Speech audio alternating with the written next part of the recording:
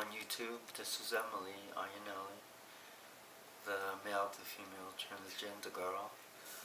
And I want to do a video about my feelings on my transition and where I want to go and where I am. And the videos that I watch and how I kind of look at these other transgender girls and what they're doing and how they've come about. And, you know, I've done a lot of soul searching, and I've done a lot of preparation in trying to determine how I want to approach my transition. And as soon as I realized that I needed to go forward with the male to female transition, I started to take control. And one of the first things I did early on was to go to Callan Lord, which I learned about from a website, crossdressers.com, in a link on a thread to a forum.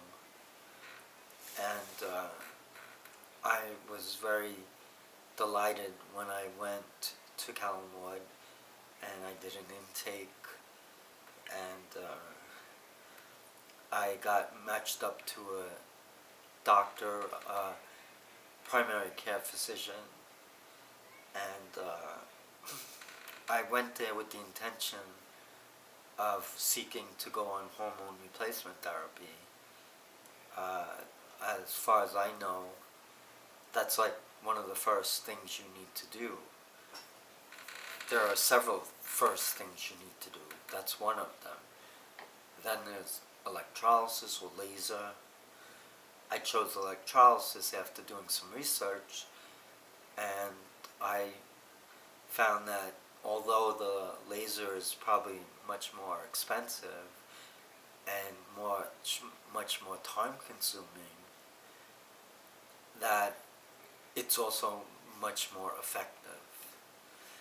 And I'm not saying that laser is bad, and you run the risk with both, but I believe that with the laser, it's not 100% removal, and there's a possibility that you can damage your skin. So I haven't really heard about the results of someone doing laser, but I just felt, for me personally, the electrolysis was the best way to go.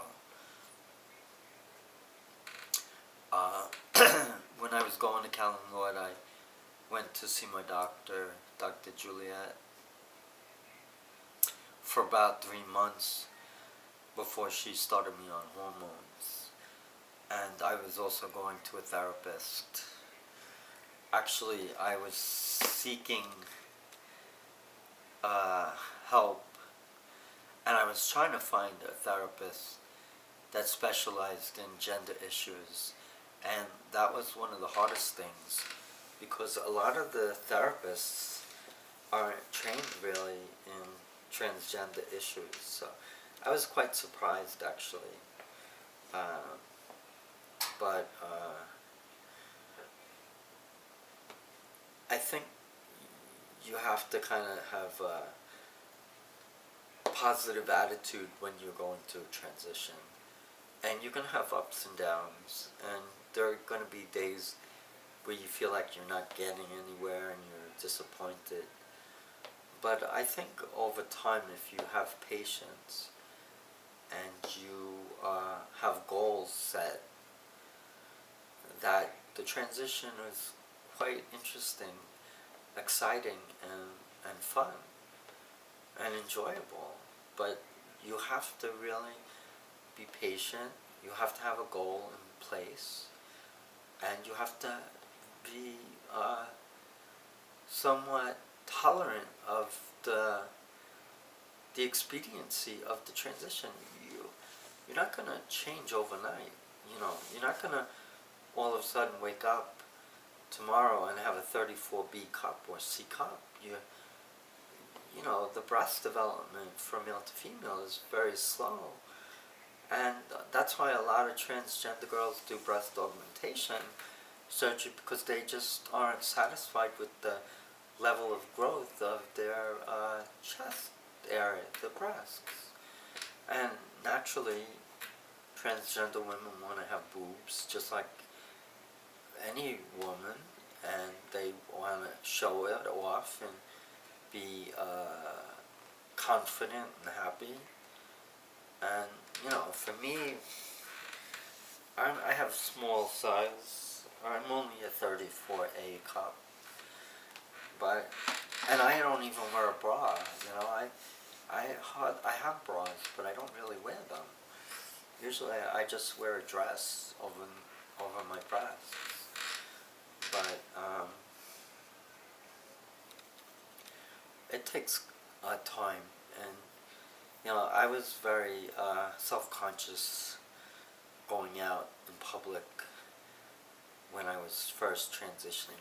And one thing I forgot to say, when I first went to Cal and Lord and I told my doctor, Dr. Juliet, that I was planning to transition, she asked me, transition from what? I told her, look, I'm a guy and I want to live as a girl. I've always identified as a female. And she looked at me a little puzzled, and she said, so you want to be a woman? And I said, yeah, of course. And she said, okay. And she said, we need to do some tasks. So she asked me to strip down. And she got a kick out of it, because I had my suit and tie on, and underneath I was wearing a dress. And she was laughing, and she said, okay, hon, I get you. So I just wanted to share that little moment, because that was me. I always hid. I was always in the closet. And I was trying to tell the doctor that, what you see isn't always what you get. I may look male and I may seem male on the surface, but on the inside I'm not a male whatsoever. And I'm truly female. I identify as female. That's the whole essence of gender dysphoria, is that the gender that you identify as is completely opposite to the sex that you're assigned at birth. So I was assigned a male at birth, but I identify in my mind, my heart, and my soul, and my whole essence as a spiritual person as a female. And I don't think there's anything wrong with that. And I believe that, tolerance should come above anything else, and acceptance. And, we are not perfect, but we're good people, and we have the same needs as anybody else. It's unfortunate that there's such bigotry and hostility aimed towards the LGBT community. And I believe that the transgender community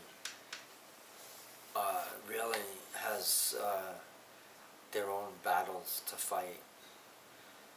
And it does seem like things are getting somewhat better. For instance, I believe now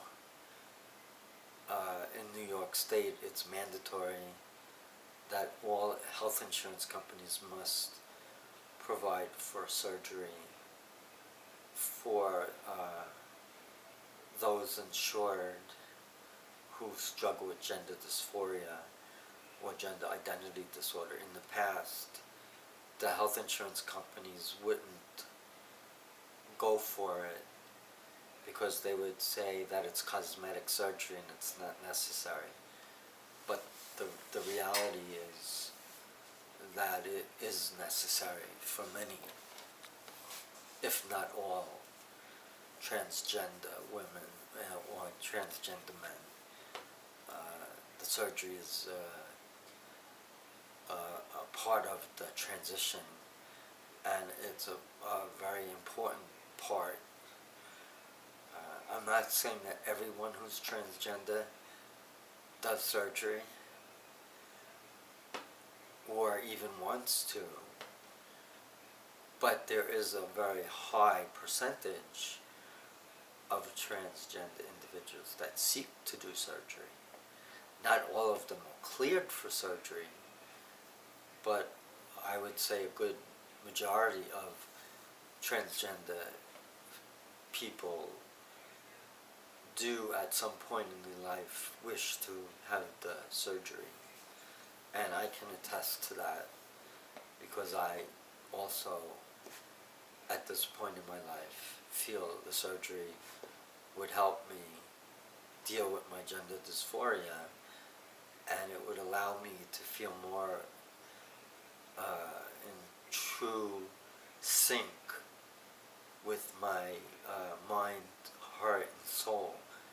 So my female essence as a person will match the male or the former male body, because now it will start to resemble more of a female body. And that's the whole beauty of the surgery, is that you can actually have procedures done that can make the body look opposite to what it was. But surgery doesn't do miracles. Male to female transgender women cannot have babies. They cannot get pregnant. Male to female transgender women do not have ovaries, do not have uteruses. You know, they don't have the equipment that women have who are childbearing.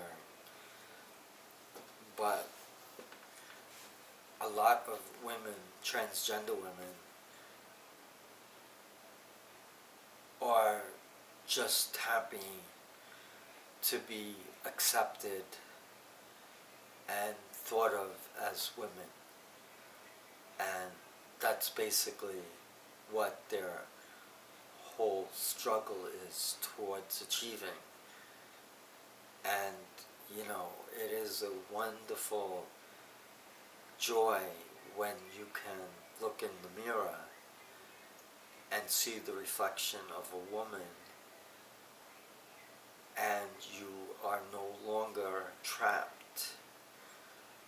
And that is essential.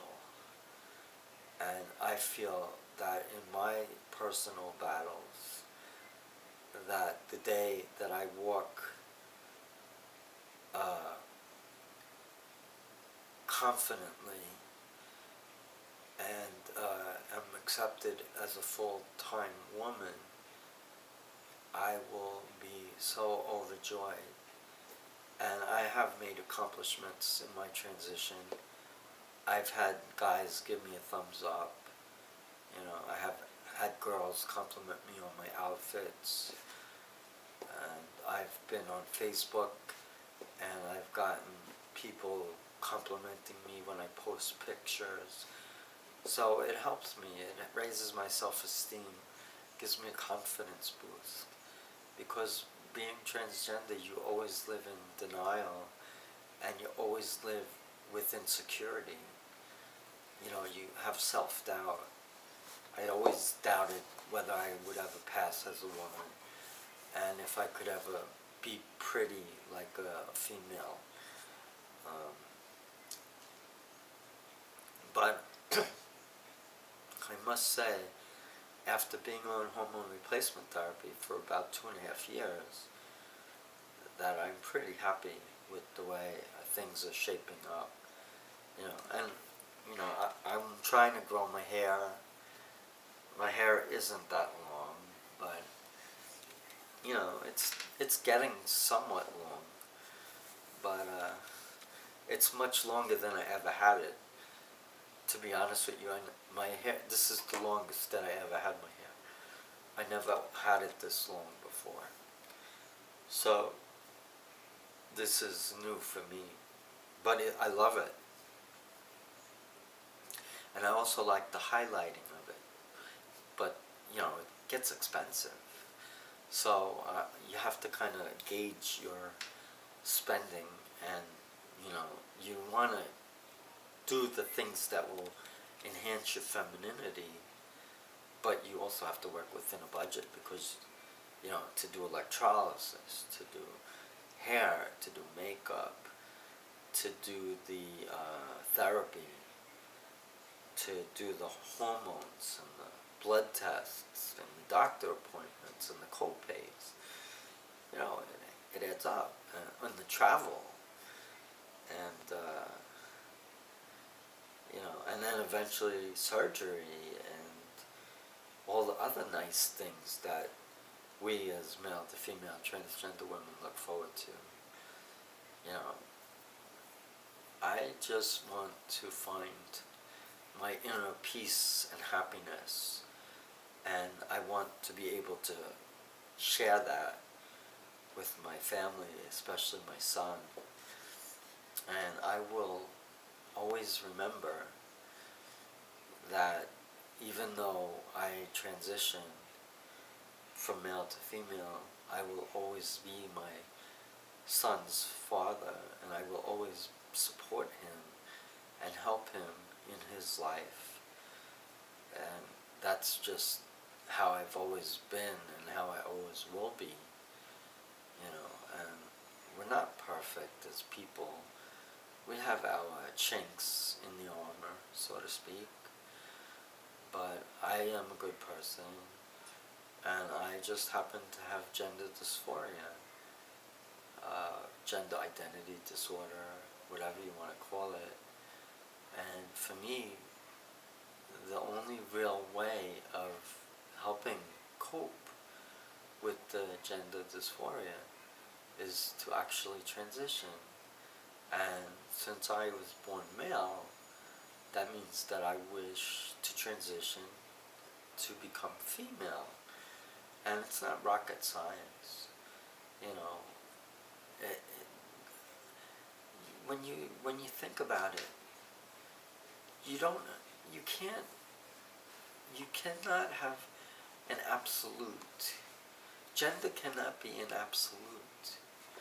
You know, there are boys that have male and female traits, just like there are girls that have male and female traits. And, you know, but for gender variant people, it goes beyond that. You know, for instance, transgender people have a different perspective of how they perceive themselves, whereas someone who's, let's say, a tomboy has no real preconceived notions that they're different in their mindset to their body. They just like to do typically things that are considered male-oriented, but it doesn't necessarily mean that they have gender dysphoria or they're transgender. So you really have to kind of carefully screen kids growing who are somewhat confused and not sure what path they're going to travel. And even with adults, you know, there are many adults that question their gender. And for many of us, we have had to battle with our gender identity since young ages. Like, for me personally, I was 3 years old when I knew deep down in my heart that I felt more like a female or girl. than I did a boy. And it was very sad for me. It was upsetting. But what could I do?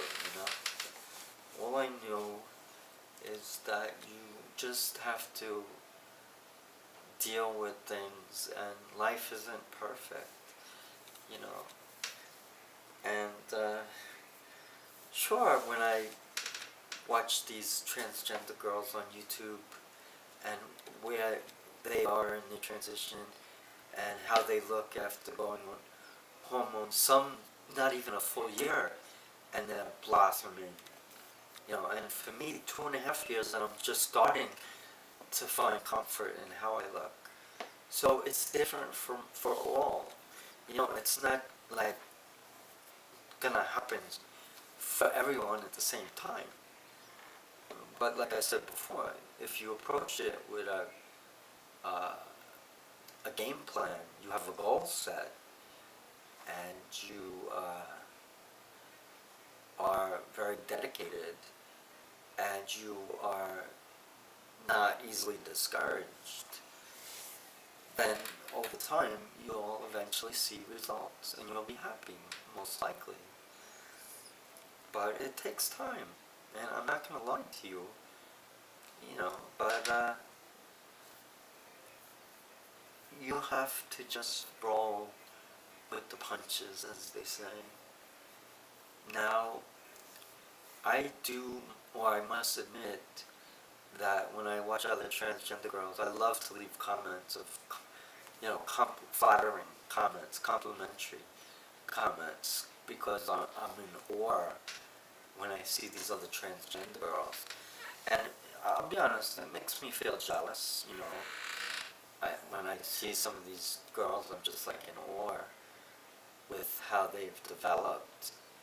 And, I was watching videos of transgender girls post-op after they had the sex reassignment surgery, and I have seen videos on transgender girls post-op with breast augmentation surgery, and also transgender girls post-op with facial feminization surgery, and the results are remarkable. You wouldn't even know that they were once male in the case for male to female transgender individual. But, we're all different. We all come in different shapes and sizes. And my biggest concern right now is that I stick to my hormone regimen, that I continue with my therapy and seeing my doctors, and then hopefully over time they'll eventually write the letters of approval for me so I can get the ball rolling for the surgery. And then I'll feel more at ease.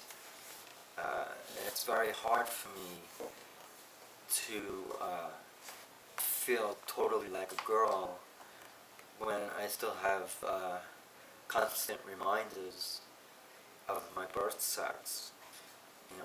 I don't have anything against it, but in reality, it's not how I feel inside and how I want to be and express how I am. So that's why a lot of transgender people have struggles and wind up in the hospitals and are seriously depressed. So, it's a crisis, and it's very hard. And for many trans people, there's a lot of ignorance, and there's a lot of transphobia. And I just hope over time things will get better. I do think that despite the sad realities of some transgender youth who wind up homeless and looking for places to live, there are also happy stories of young transgenders who get the full support of their family and are even seeking puberty blockers so they don't have to go through the birth sex puberty. They can actually simulate